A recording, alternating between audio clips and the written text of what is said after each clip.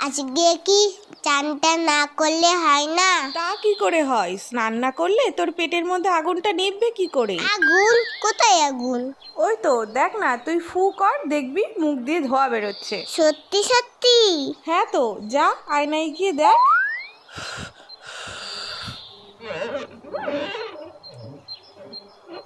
ওরে বাবা রে, পেটে আগুন ধরে গেল তো।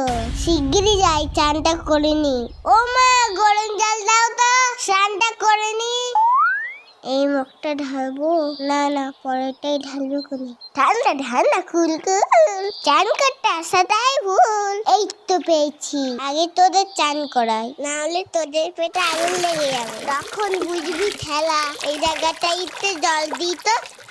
আমার জল ফুরিয়ে গেছে, আরো গরম জল দাও।